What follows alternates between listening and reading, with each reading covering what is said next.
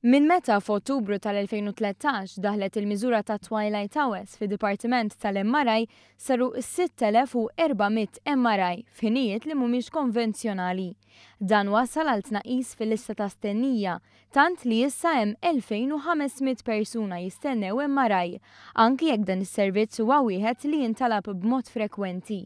Fil-bidu tal-2013 kien hemm 3280 jistennew proċedura simili.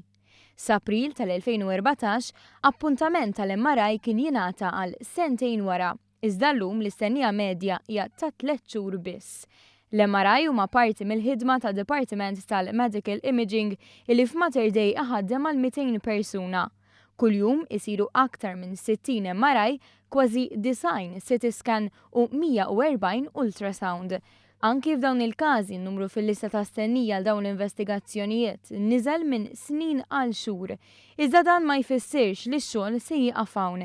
Segretarju Parlamentari għas-Saħħa Chris Fern fakkar li s-servizzi f'dan id-dipartiment qegħdin jiżdiedu. Qegħdin iżidu servizzi tal-X-rays u magni tal-X-rays ġewwa ċentri tas-saħħa tagħna biex bekk il-pazjenti mhux bil-forsi jridu jiġu Mater Dei biex jinqdew. Ma dan ukoll qegħdin nżidu skemi fejn naħdmu ma' settur privat biex ċertu investigazzjonijiet il qabel qassetgħu jsiru Malta bħal cardiac MRI issa qegħdin isiru ġew pajjiżna b'inqas spiża u b'inqas trapazz għall-pazjenti tagħna.